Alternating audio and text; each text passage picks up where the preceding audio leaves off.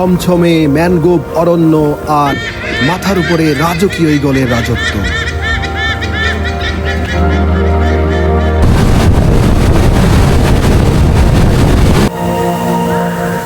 $390 million বছরের প্রাচীন পাহাড় আর সমুদ্রের এক অদ্ভুত মিলন মেলা, দক্ষিণ পূর্ব এশিয়ার প্রথম জিও পার্ক।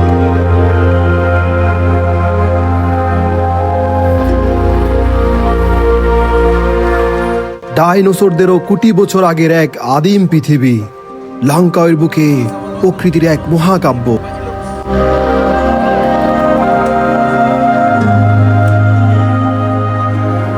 অন্ধকার গুহা আর প্রাগৈতিহাসিক ফসিল পেরিয়ে সংকীর্ণ নদী যেখানে মিলেছে বিশাল আন্দামান সাগরে।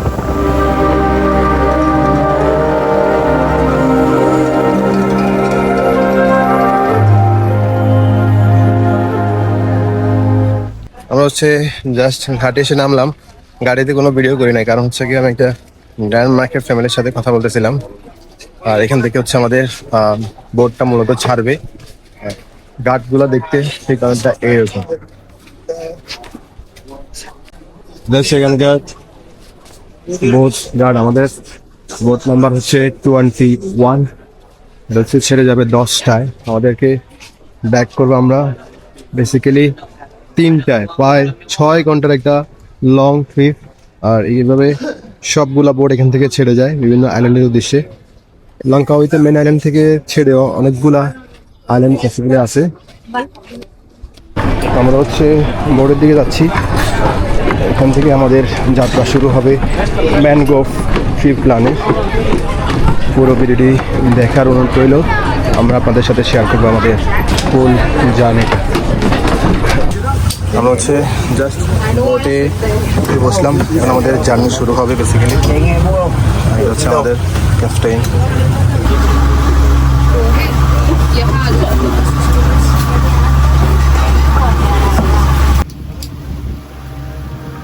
আকাশটা আজ বেশ বিষণ্ণ, মনে হয় মেঘেরা ষড়যন্ত্র করেছে, যে কোনো মুহূর্তে আকাশ ভেঙে বৃষ্টি নামবে। ঠিক এরকম একটি অনিশ্চয়তার মধ্যেই আমাদের বোট যাত্রা শুরু করলো।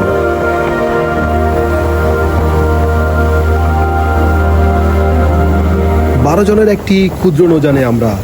আমার চারপাশে বেশিরভাগই ইউরোপিয়ান নাগরিক, আর এক কোণে বসে আছে ডেনমার্কের একটি পরিবার, 2টি শিশু সহ। ওদের চোখে মুখে বিস্ময়, কিন্তু ভয় নেই। আন্দামান সাগর আজ বেশ উত্তাল, প্রতিটি ঢেউ যেন আমাদের পরীক্ষা নিচ্ছে। আমাদের বোট রীতিমতো কাঁপতেছে। এটাই আসলে আসল অ্যাডভেঞ্চার। বুকে কিছুক্ষণ চলার পর আমাদের বোট পৌঁছে গেল আজকের দিনের প্রথম গন্তব্যে।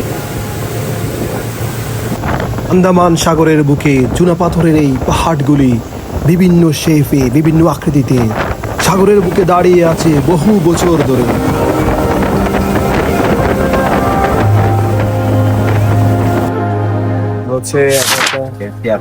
প্রথম যে আইল্যান্ড এখানকার, এটা ডাংলি আইল্যান্ড। বিশাল বিশাল আপনাদেরকে জাস্ট ভিউটা একটু দেখান। ডাংলি আইল্যান্ড। এখানকার পানির রং দেখে মনে হলো আমরা কি অ্যাকুরিয়ামের ভেতর চলে আসলাম। পানির রং অবিশ্বাস্য, স্বচ্ছ, নীলাভ আর আলো পড়ে যেন কাছের মতো ঝলমল করছে। নিচে তাকাতে দেখি রঙের বিস্ফোরণ।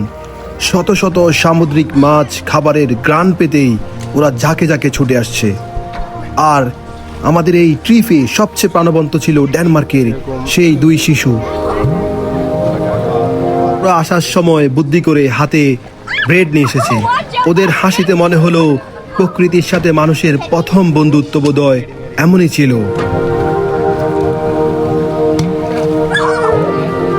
আপনি চাইলে এখানে সমুদ্রের গভীরে গিয়ে স্নোরকেলিং করতে পারবেন। আমি ব্যস্ত ছিলাম এই শিশুদের প্রাণবন্ত এই সামুদ্রিক মাছের সাথে যেই মেলবন্ধন, সেই অদ্ভুত সুন্দর মুহূর্ত ক্যামেরাবন্দি করার জন্য।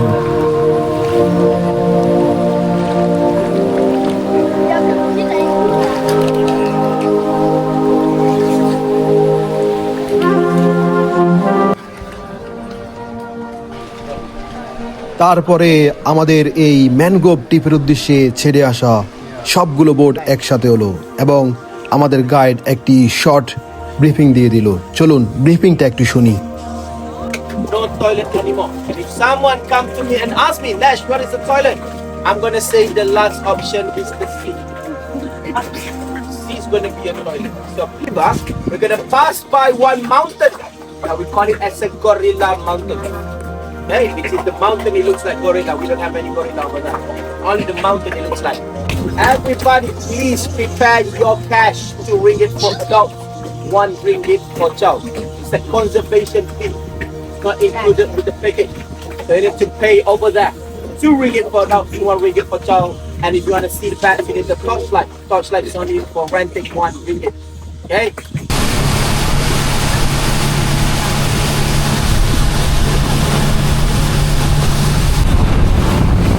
গাইডের শর্ট ব্রিফিং শেষে আন্দামান সাগরের বুকে আমাদের বোট আবার যাত্রা শুরু করলো। আমি শুধু বিস্ময়ের চোখে ভাবতে লাগলাম আন্দামান সাগরের বুকে এই পাহাড়ের কাস্টগুলো কিভাবে টিকে আছে হাজার বছর ধরে। একটু সামনে যেতেই আমাদের চোখে পড়লো এখানকার ভাসমান ফিশ ফার্মটিকে। আর এরকম শত শত ড্রামকে একসাথে বেঁধে টিনের চাল দিয়ে বানানো হয়েছে এখানকার ফ্লোটিং রেস্টুরেন্ট বা ফিশ ফার্ম। আমাদেরকে হচ্ছে এরকম একটি জায়গায় ব্রেক দেওয়া হয়েছে, এটা হচ্ছে ওয়াশরুম ব্রেক প্লাস যদি কেউ লাইভ সি ফিশ অর্ডার করতে চায় এখান থেকে অর্ডার করতে পারবে। এরকম সি ফিশ এখানে অ্যাভেলেবেল আছে, আপনি অর্ডার আগে থেকে করতে হবে। এখান থেকে আগে থেকে অর্ডার করলে আপনি পরবর্তীতে লাস্ট টাইম এই ফিশগুলো পেয়ে যাবেন। এগুলোর জন্য আমাদের এক্সট্রা পে করতে হবে আপনি যদি অর্ডার করেন, কারণ হচ্ছে কি যেগুলো ইনক্লুডেড থাকে এগুলোতে কোনো সি ফিশ থাকে না, সি ফিশের জন্য আপনাকে এক্সট্রা পে করতে হবে। আর আইল্যান্ড থেকে ভিউটা হচ্ছে ঠিক এরকম। এরপরে আমাদেরকে নিয়ে আসা হলো বিশেষ আকৃতির একটি আইল্যান্ড দেখানোর জন্য। এই আইল্যান্ডের শেপটি হচ্ছে দেখতে অনেকটা গরিলার মতো, আর এজন্য এটাকে বলা হয় গরিলা আইল্যান্ড। যদিও আমি ভাবছিলাম হয়তো এই আইল্যান্ডের ভিতরে গরিলা দেখা যায়, তাই আমি আনমনে শুধু গরিলা খুঁজতেছিলাম। পরে জানলাম এই পুরো আইল্যান্ডের শেপের জন্য এটাকে বলা হয় গরিলা আইল্যান্ড। তারপরে আমাদের বোট আস্তে আস্তে প্রবেশ করতে লাগলো আন্দামান সাগরের বুক থেকে বহমান একটি নদীর দিকে। আমাদের দুপাশে নিঃশব্দ সবুজ দেয়াল আর নদীর জল এখানে বেশ ঘোলাটে, কিন্তু গভীরতা অনেক বেশি এই জায়গায়। মুহূর্তের জন্য মনে হচ্ছিল আমরা বুঝি অ্যামাজনের বুকে হারিয়ে গেলাম, এই বুঝি অ্যামাজনের অ্যানাকোন্ডা আমাদের বোটে উঠে আসলো। আগেই বলেছিলাম আজকের আবহাওয়াটা বেশ উত্তাল, মনে হচ্ছিল এই বুঝি বৃষ্টি এলো এলো বলে। দুপাশের এই ম্যানগ্রোভ বনভূমি দেখতে দেখতে আমাদের এই বোটটি হঠাৎ থেমে গেল। এরপরে আমাদের গাইড আবার ব্রিফিং দেওয়া শুরু করলেন। এবার তার আলোচনার বিষয় হচ্ছে লাংকাউই নামটি কিভাবে হলো, কিভাবে এই লাংকাউই নামটি উৎপত্তি হলো, আর এখানকার speciality. Wingspan. Okay, the size of the white belly, yeah? And if you see the name of Langkawi, it's come from the eagle. It is eagle in Malay language or in Bahasa, we call it as a lang. So Langkawi, lang means eagle. But what is Kawi? Island? No. So Kawi is the meaning of reddish brown color. So we have one rocks, the color is reddish brown color. So we call it as a Kawi rocks. So these rocks and also eagle, we have very lot. And because of that, we combine the name to be Lang and Kawi. Lang Town. That is how it derived, yeah? So when we see eagle right now, do you know what is the gender of the eagle? Is it male or female? How do you know? Female is the bigger the size, that's correct, yeah? Well, it's very simple. In human life, I believe that a woman are more beautiful than a man. Is it correct? More bigger, it is because female. They lay eggs, so that's why the size is big, yeah? And eagle, they have one personalities, which is they are very loyal to their partner. Why? Because when the partner die, they will die together. তারপরেই শুরু হলো সেই আসল মাহেন্দ্রকণ। এখানকার যেই special ইগলগুলো বিশাল বিশাল সাইজের, এগুলো এই ম্যানগ্রোভ বনভূমির ভিতর থেকে বের হয়ে আসলো এবং আমাদের বোটের পিছনে যেই ফেনা উঠেছে ওইখান থেকে মাছগুলো তারা শিকার করতে লাগলো। আমার জীবনে প্রথমবারের মতো এত সামনে থেকে ঈগলের শিকার করা দেখলাম। তারা যেন এসে বিদ্যুৎ গতিতে ছো মেরে নিয়ে যায় সবকিছু।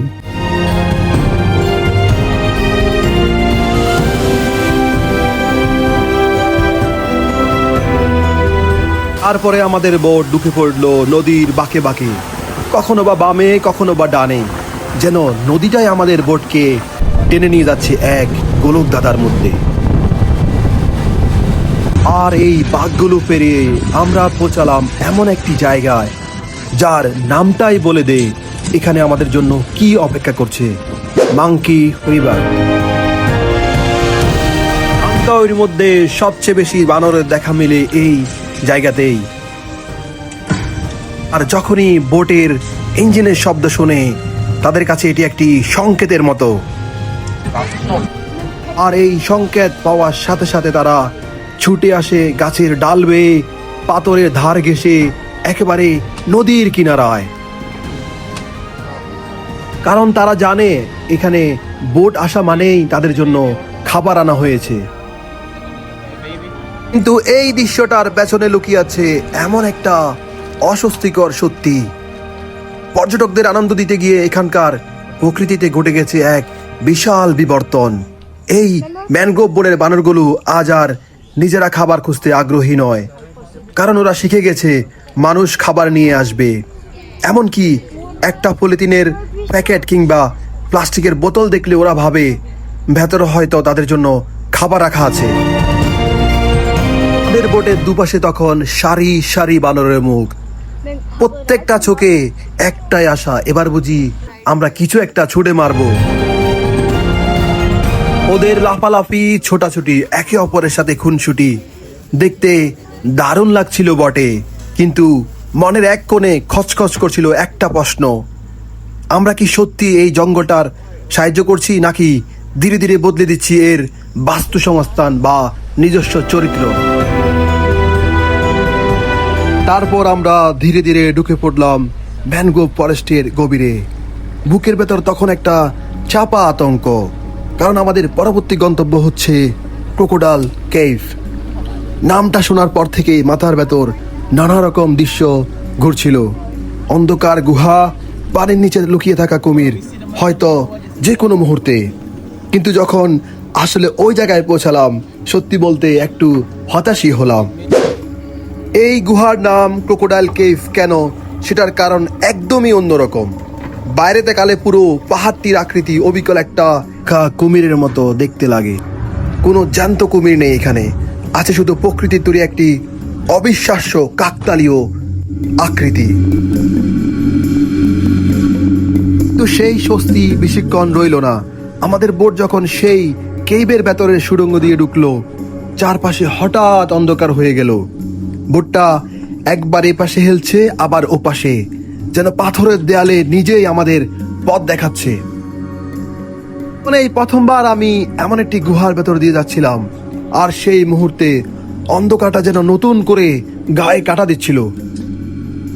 আর তার মধ্যেই চোখে পড়লো দেয়ালে লেগে থাকা অদ্ভুত সব ফসিল, এমন গঠন যা আগে কখনো দেখিনি। সেই অন্ধকার, সেই ফসিলের ছায়া, সেই পানির শব্দ, সব মিলিয়ে মনে হচ্ছিল যেন সময়টা থমকে গেছে এই গুহার ভেতরে। তারপর আস্তে আস্তে আমরা এপাশ থেকে ওপাশে গেলাম, এরকম সরু অন্ধকারচ্ছন্ন গুহার নিচ দিয়ে। আস্তে আস্তে যখন আলোর বিকিরণ আমাদের গুহার ভেতরে প্রবেশ করতে লাগলো, মনের ভেতর একটি স্বস্তি কাজ করলো। এপাশ দিয়ে আমাদের বোটটি বের হচ্ছে, আর অন্য পাশে অন্যান্য যে বোটগুলো আছে তারা প্রবেশ করার জন্য গুহার ভেতরে অপেক্ষমান। আমরা একটু যাচ্ছি, এখানে একটা জায়গায় নামছি, বেসিক্যালি বেড কেভ। এখানে আসতে হলে 2 রিঙ্গিট এক্সট্রা পে করতে হবে। আমরা এখন পে করে বেড কেভ থেকে দেখাবো, আর আমরা ঠিক এই জায়গায়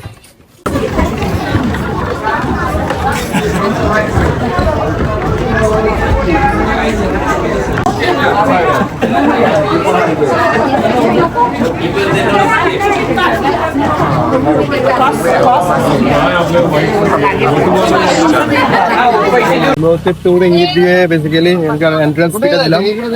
এখন হচ্ছে এই কেভটার ভিতরে যাব, আর কেভটা আসলে ভিতরে কেমন বা কি দেখা যায় সেই জিনিসটা আপনাকে দেখাবো।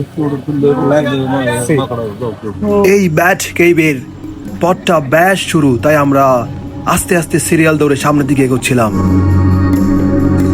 আর এই বাদুড়ের গুহায় প্রবেশ করতে হলে আপনাকে এরকম সরু পথ দিয়ে মাথা নিচু করে ভেতরে প্রবেশ করতে হবে। এখানকার ভেতরটাও বেশ অন্ধকার।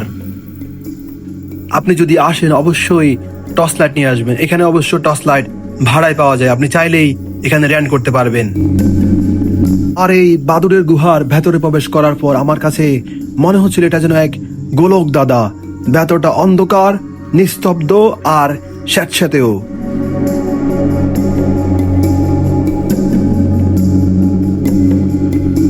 টর্চের আলো ফেলতেই ছাদের দিকে তাকিয়ে রীতিমতো শ্বাস আটকে গেল। হাজার হাজার বাদুড় এখানে মাথার উপর ঝুলে আছে নীরব পাহাড়ের মতো। এপাশ থেকে ওপাশ পুরো গুহা জুড়ে ওদের নীরব সাম্রাজ্য।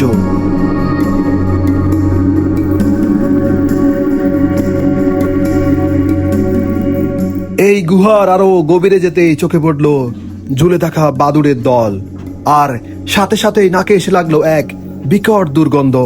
বাদুড়ের বিষ্ঠার গন্ধ পুরো গুহাটাকে যেন ভারী করে রেখেছে।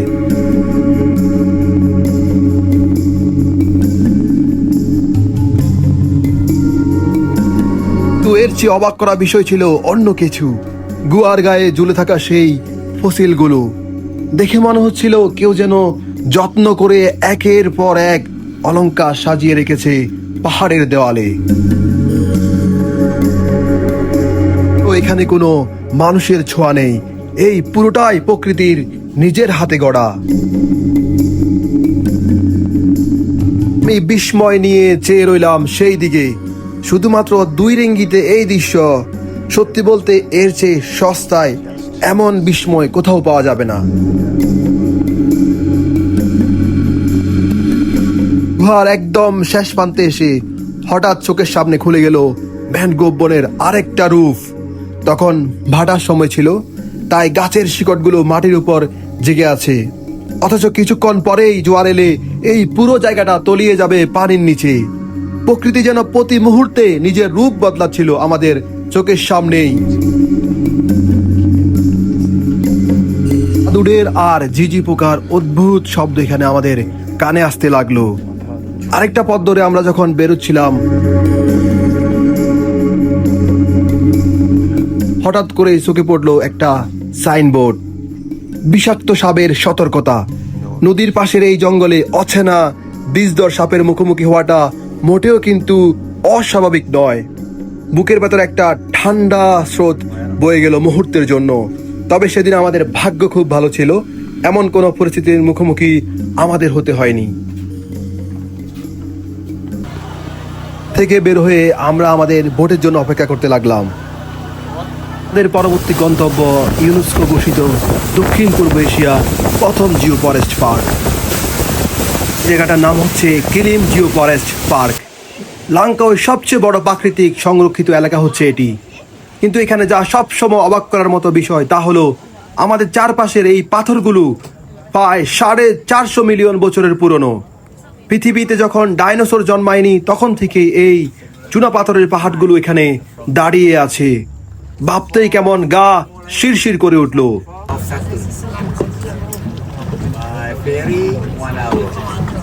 আমাদের বোটটি যখন আস্তে আস্তে জলপথ ধরে এগোতে লাগলো, দুপাশে খাড়া হয়ে থাকা পাথরের দেয়াল, মাথার উপর দিয়ে উড়ে যাচ্ছে ঈগল। এই জায়গাটা এমন ভাবে লুকিয়ে আছে প্রকৃতির মধ্যে, যেন বাইরের পৃথিবী থেকে সম্পূর্ণ বিচ্ছিন্ন একটি জগৎ। কিন্তু এই শান্ত সৌন্দর্যের নিচে লুকিয়ে আছে আরো একটি গল্প। এই ম্যানগ্রোভ বন শুধু সুন্দর দৃশ্যের জন্য বিখ্যাত নয়, এটা আসলে একটা জীবন্ত ইকোসিস্টেম, যেখানে বাদুড়ের গুহা, লবণাক্ত পানির মাছ, বিরল প্রজাতির ঈগল সব একসাথে টিকে আছে এক ভঙ্গুর ভারসাম্যে।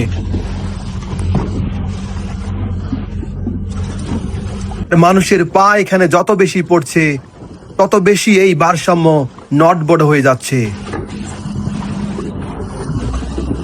আমি ভোটে বসে ভাবছিলাম এই যে পাথরগুলো লক্ষ বছর টিকে আছে সেগুলো কি কয়েক দশকের পর্যটনের চাপ সামলাতে পারবে, নাকি একদিন এই রহস্যময় জলপথ শুধু ছবিতেই থেকে যাবে, বাস্তবে হারিয়ে যাবে চিরতরে। উত্তরটা হয়তো আমাদের সবার হাতেই। কিলিমজিও ফরেস্টের বিস্ময় দেখে এরপরে আমাদের বোটটি চলতে চলতে হঠাৎ করেই নোঙর করে ফেললো একটি প্রাইভেট আইল্যান্ডের সামনে।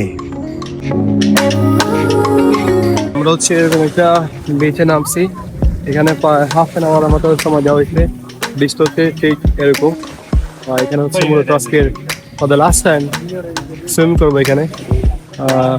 দেখি পানি কিরকম, আর বৃষ্টি আপনাদের একটু দেখাই কিন্তু। প্রথম দেখাতে মনে হচ্ছিল যেন কোনো ঝড়ের কবলে পড়া নৌযান হঠাৎ করে এসে বিড়েছে এক অচেনা দ্বীপে।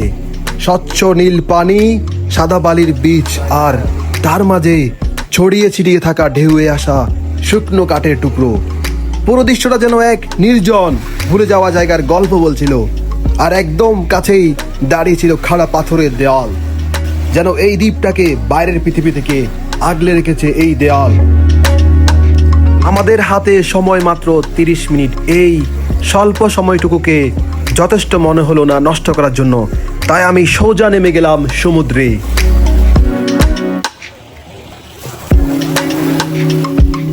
আজকের সমুদ্র উত্তাল থাকাতে ঢেউগুলো বেশ বড় বড়, আর ঢেউয়ের ধাক্কা লাগছিল সোজা গায়ে। কিন্তু এই স্বচ্ছ পানির নিচে শরীর ডুবিয়ে রাখার অনুভূতিটা ছিল অন্যরকম এক প্রশান্তি, যেন কিছুক্ষণের জন্য সব ক্লান্তি ধুয়ে যাচ্ছে।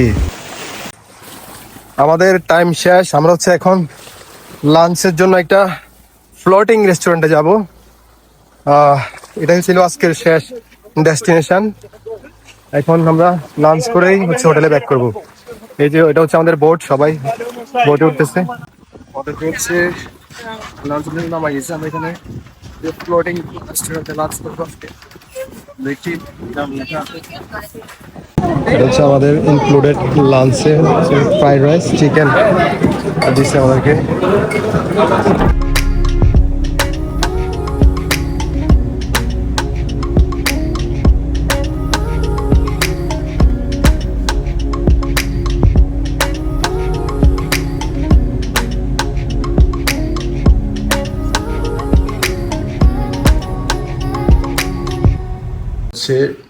লাঙ্কাউইতে আমার লাস্ট ডে। আমি আজকে হচ্ছে চলে যাব কুয়ালালামপুর। তবে যাওয়ার আগে আপনাদের একটা খুবই ইনসেইন একটা জিনিস দেখাই। মালয়েশিয়াতে ফর দ্য ফার্স্ট টাইম দেখাই আমি আপনাদেরকে আমার রুম থেকে, আমার জানালা দিয়ে ভিউটা জাস্ট দেখাই আপনাদেরকে।